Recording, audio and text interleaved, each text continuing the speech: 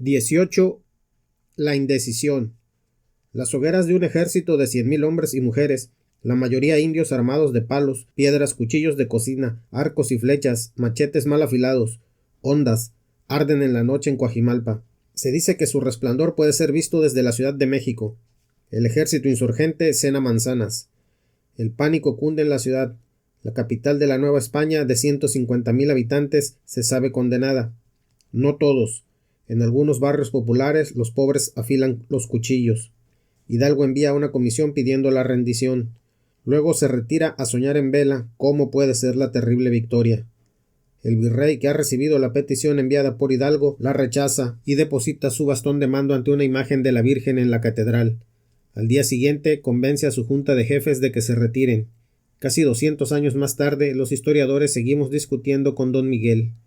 No nos convence eso de que el ejército de Calleja se acercaba viajando a matacaballo desde San Luis Potosí, o lo de que no se contaban con artillería porque no se tenían municiones. Intuimos que tenía miedo al degüello, al saqueo, a la barbarie. No podemos saberlo. Dejará incumplida su promesa de llegar al Zócalo, hacer suyo el palacio virreinal y luego irle a pedir cuentas al tribunal de la Santa Inquisición. Lástima. 19. Imágenes. Parece ser que en vida Miguel Hidalgo nunca fue retratado. Ni siquiera en el breve lapso de su cruzada independiente se produjo un dibujo, un grabado. La única imagen tomada del personaje es una estatuilla del imaginero Terrazas, posiblemente realizada en Guadalajara, en la que aparece el personaje de una manera harto confusa, cuyos rasgos fisonómicos no son claros. El rostro se percibe como anguloso, la nariz prominente, está cubierto por un sombrero de copa y un amplio gabán. Bustamante divulgó una litografía que luego reproduciría Lucas Alamán porque le resultaba parecido, no más que eso. Los retratos verbales de varios personajes que lo conocieron parecen coincidir en que era de mediana estatura, cargado de espaldas, cabeza caída sobre el pecho. Todos ellos aseguran que parecía más viejo que sus 50 largos años. Todos coinciden en que era muy moreno. En lo que no hay acuerdo es en el color de los ojos. Alamán dice que tenía los ojos verdes, y Vaz, al igual que Zárate, dice que eran azules, y en el segundo retrato de Ramírez habría de tener ojos cafés, un padre de la patria de ojos múltiples. Y entonces uno se pregunta, ¿de dónde han salido tantas estampitas, dibujitos, estatuas, cuadros? Entre tanta mistificación no es lícito un sector que recrea un cura Hidalgo con pelo. Es curioso y paradójico que la imagen clásica, la que habremos de heredar los mexicanos, haya de ser fabricada durante el imperio de Maximiliano. El emperador, urgido de darle a su corte prosapia republicana, encargó a un pintor cortesano, Joaquín Ramírez, un copista que de vez en cuando pintaba grandes escenas bíblicas, la realización de un retrato de Hidalgo, que habría de presidir uno de los salones de Chapultepec. Ramírez viajó a Dolores, supuestamente a interrogar a los que habían conocido a Hidalgo, pero esto sucedía 50 años después de la muerte del iniciador de la independencia. Pocos testigos fiables debe haber encontrado. Ramírez hizo el primer retrato del que han salido la mayoría de las imágenes posteriores, y más tarde realizó un segundo en el que Hidalgo había envejecido y el color de sus ojos había cambiado nuevamente. Paradoja de las paradojas, la imagen del hombre que rompió amarras con el imperio español se nos ha impuesto heredada por el otro imperio. 20. Por andar diciendo verdades. Bárbara Rojas, alias la Griega, sirvienta en la casa del capitán realista Varela en la ciudad de Oaxaca, le dijo a su vecina Enriqueta un día de enero de 1811 que el cura Hidalgo no andaba haciendo mal a nadie, solo a los gachupines. La vecina Enriqueta la denunció al deán de la catedral, Antonio Ibáñez, y éste se fue con el chisme a la intendencia de Oaxaca. Por eso la Griega fue detenida y llevada a la cárcel de Las Recogidas y condenada a 1 año de trabajos forzados, y anda por los patios de la prisión diciendo que no solo Hidalgo no hace mal a nadie, sino que si viniera a Oaxaca haría mucho bien. 21. El pleito de los Ignacios. Quizá porque ambos se llamaban Ignacio, uno de cuarto nombre Miguel Gregorio Antonio Ignacio Hidalgo, el otro de primero, Ignacio de Jesús Pedro Regalado Allende, habrían de quererse mucho y luego dejarse de querer y luego medio quererse. Uno nació en un ranchito, Cuitzeo de los Naranjos, el 8 de mayo de 1753, el otro en la población de San Miguel, el 21 o el 25 de enero de 1769. 16 años de diferencia que habrían de contar porque en el momento de lanzarse a la guerra uno tenía 57 años y el otro 41. La historia oficial ha tratado cuidadosamente, ignorando cuando ha podido, eliminado de vez en cuando, las contradicciones entre las dos figuras mayores de la guerra de independencia, el cura y el soldado. Allende es el que involucra a Hidalgo en la conspiración de manera tardía. Este le dice que los que empiezan las revoluciones no viven para verlas. Duda, asiste de incógnito a una reunión, no se convence. No hay duda de que Allende fue el gran conspirador, que el movimiento de Querétaro tuvo una red enorme de simpatizantes, captó cientos de soldados virreinales gracias a las labores previas del infatigable oficial de dragones. No hay duda de que mientras Hidalgo en la primera fase de la conspiración se comprometía tibiamente, Allende ponía la carne en el asador. Tampoco hay duda de que el alzamiento se produjo en la noche del 15 de septiembre gracias a la voluntad del cura. Allende e Hidalgo se enfrentaron muchas veces y mantuvieron en aquellos meses que duró su cabalgata enloquecida duras confrontaciones verbales y cartas reclamatorias. Es difícil marchar por estas historias siendo justo con ambos. Las discrepancias hacen que se separen en octubre, tras las primeras derrotas. Se reúnen en Guadalajara y combaten juntos en Puente de Calderón. En Zacatecas, Allende le quitó el mando militar de la insurgencia a Hidalgo. Luego marcharon unidos y confrontados hacia el norte. El inicio de la guerra de independencia los congregó. Su muerte por fusilamiento los reuniría de nuevo. 22. El valor de la palabra escrita. Juan de Dios Romero era un cura, pero no un sacerdote común y corriente. Era hijo de oficial de la corona y él, a su vez, capellán del ejército realista, y en esa condición siguió al ejército de Calleja hasta Aculco, y dio la afortunada casualidad que Juan de Dios encontró de repente entre los papeles que Calleja había capturado unos escritos del tal Miguel Hidalgo, al que el enemigo aclamaba como general de la plebe, y Juan de Dios, a fuerza de leer, dejó que las dudas se posesionaran de su firme convicción imperialista.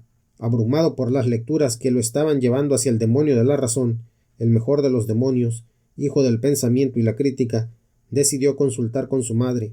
No debería tenerle demasiada confianza al militar padre. Su madre, de gracioso nombre, la señora Soravilla, ni tarda ni perezosa fue a ver a Hidalgo, cruzando el territorio en guerra. A estas alturas, también leyendo, ella se había vuelto adicta a la causa de la insurgencia, al que encontró posiblemente en Guadalajara, y le contó las penurias de su hijo. Hidalgo, que no se andaba con chiquitas, extendió un nombramiento de brigadier para Juan de Dios y le dio la tarea de voltear las fuerzas de su padre, cosa en la que Romero ya andaba, seduciendo a los militares del regimiento de la corona, hasta llegar a comprometer a 80 dragones. Pero Calleja los descubrió y los condenó a muerte. 50 de ellos, con Juan de Dios al frente, pudieron escapar a pie y se sumaron a las partidas de guerrilleros que actuaban en el Bajío. Nada se sabe sobre el destino final de este nuevo insurgente, pero sí se sabe que su madre fue encarcelada 8 meses en Valladolid por servir a la nueva causa. Y se cuenta todo esto para los abundantes incrédulos que aún dudan del valor de la palabra escrita. 23. Insultos. Endurecida alma, escolástico sombrío, monstruo, taimado, corazón fementido, rencoroso, padre de gentes feroces, cura sila, entrañas sin entrañas, villano, hipócrita refinado, tirano de tu tierra, señor septembrizador, pachá máximo, locura, impudentísimo bachiller, caco malo, malísimo, perversísimo, ignorantísimo bachiller Costilla, excelentísimo pícaro, homicida, execrable majadero, badulaque, borriquísimo, primogénito de Satanás, malditísimo ladrón, liberticida, insecto venenoso, energúmeno, archiloco americano.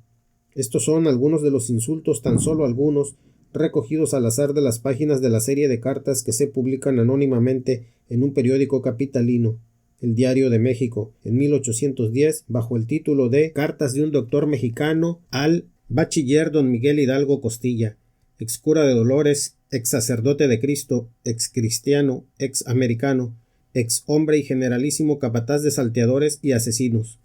Su autor se revelaría tras la muerte de Hidalgo al recopilarlas con su firma en un volumen, el Anti-Hidalgo. Se trataba de un dominico aragonés, fray Ramón Casaus, examinador del Tribunal de la Inquisición, que recibió como premio por su celo contra la insurgencia el arzobispado de Guatemala en 1812. Después de haber redactado esta nota, descubro que la idea se le ocurrió a otros antes que a mí. Florencio Samarripa, por ejemplo, en la página 73 de su Anecdotario Insurgente, rescata una lista doblemente más larga de insultos dirigidos a Hidalgo, producto de esta y otras fuentes. 24. Los comanches. En Saltillo, cuando Hidalgo descansaba en su huida al norte tras la derrota de Calderón, se le presentaron al cura dos capitanes de presidios que venían con una tropa de indios a comerciar. Formaban un grupo singular. Venían de las fronteras de una sociedad ya de por sí fronteriza y eran cerca de una veintena. Los dirigía el capitán Menchaca y otro al que le decían el Colorado, por quién sabe qué razones, aunque tenía la cara muy roja, a lo mejor del alcohol o a lo mejor del sol. Y si esa razón no les gusta, atribuyámoslo a que portaba un chaleco escarlata y brillante. Los indios eran comanches, de gran estatura y musculatura, vestidos con pieles de cíbolo. Venían todos ellos en caballos mesteños y estaban armados con arco, flecha y lanza. El cura los recibió en las afueras de su alojamiento y tras intercambiar regalos, haciendo uso de los intérpretes, les dijo que venía del interior del país de hacerle la guerra a los españoles y había sufrido unos descalabros. Y lo dijo tranquilo, como si unas cuantas derrotas le sirvieran para limpiarse los dientes, pero que iba a seguir con esto de la guerra contra aquellos que les habían robado el país a los naturales con tiranía y crueldades, y haciendo uso de la esclavitud, que era la hora de la venganza y de la justicia. Ya para estas alturas el cura lo tenía claro. La independencia era también una guerra de castas, una guerra social para cambiar el orden de las cosas, lo que sobre todo significa cambiar el orden de la propiedad. Sea porque la cosa les parecía razonable, o porque les caía simpático el viejo sacerdote, o porque su fama lo había precedido, los comanches se calentaron con el discurso y le prometieron al cura, del que ya habían oído hablar, que reunirían a sus tribus y los vería en Béjar, que sería el punto de encuentro del próximo ejército insurgente del norte. El cura moriría antes de cumplir su cita. La historia, que nomás sigue a los próceres y a los padres de la patria, y suele olvidar a los más marginales hijos de esa misma patria, no cuenta si los comanches llegaron a Béjar a esperarlo en vano. 25. Las balas que no daban en el blanco. El preso se encontraba en el cuartito número 1 del hospital. Cuando al amanecer le llevaron el chocolate de desayuno, se quejó de la cantidad de leche que le daban. No porque me vayan a matar tienen que reducirme la ración. El redoble de los tambores señaló el inicio de la ejecución. 1 millar de soldados cubría el exterior desplegado en la plaza de los ejercicios. En el interior hacían guardia otros 200. La población no había salido a las calles. Las campanas de las iglesias repicaban. Lo condujeron hasta el corral del hospital.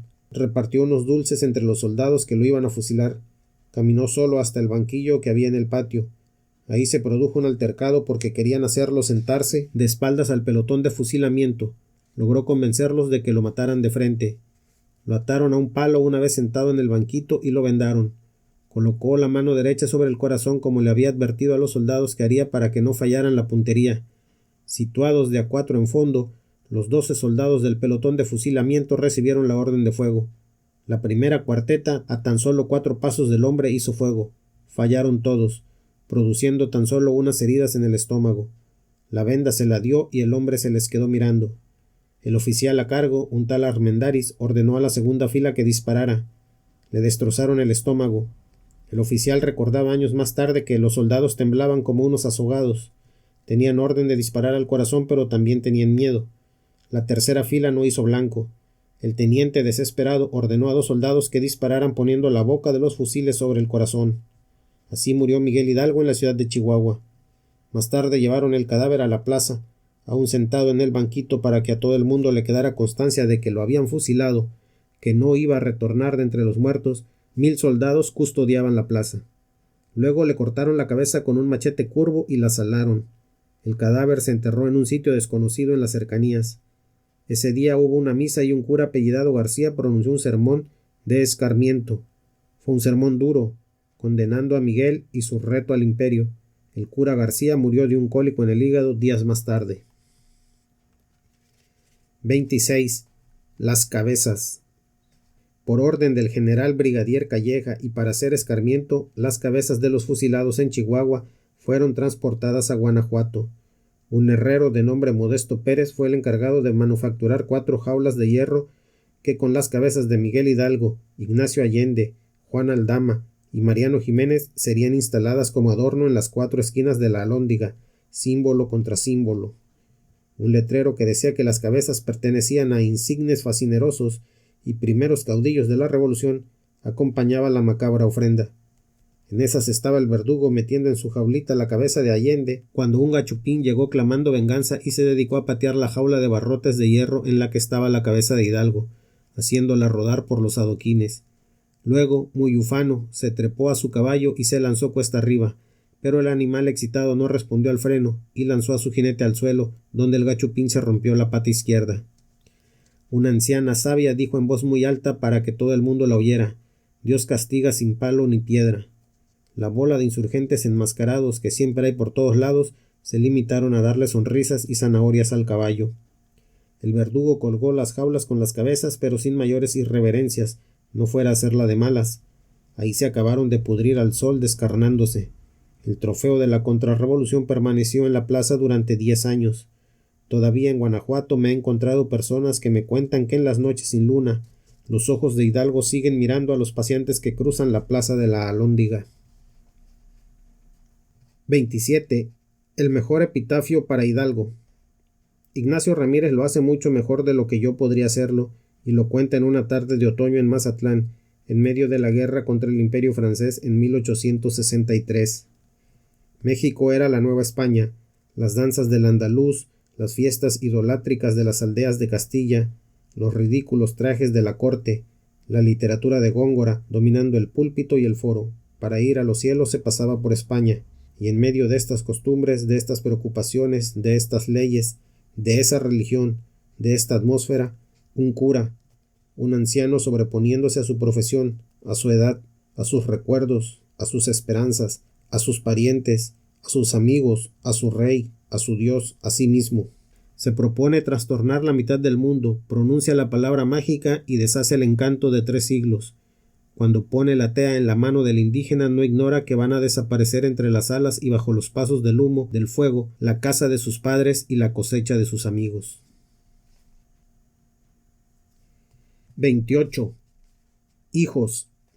Cuando fue detenido en la noria de Baján, el grupo que encabezaba Miguel Hidalgo estaba formado por 29 civiles y militares y 12 curas. No es casual una composición como esa.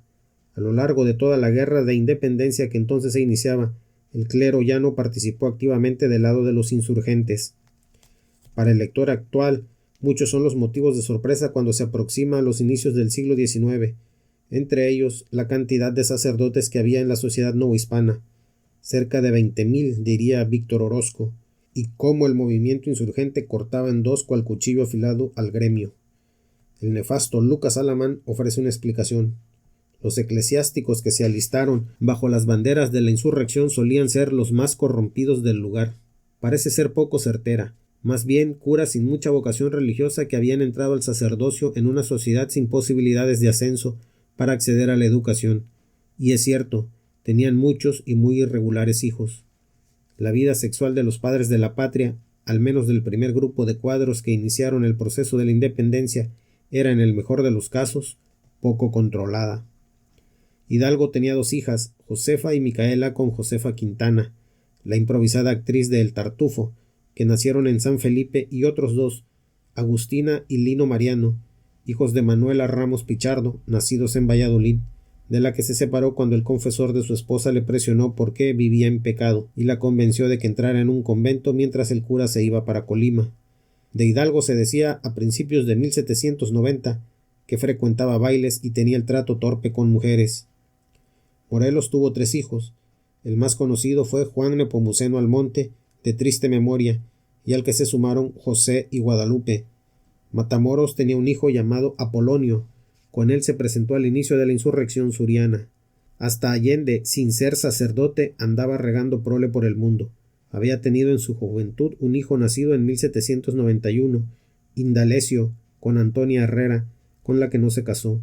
Indalecio moriría en Acatitla de Baján. Años más tarde Allende tendría un segundo hijo, Guadalupe, con Guadalupe Malo, una señorita a la que había salvado de unos bandoleros. 29.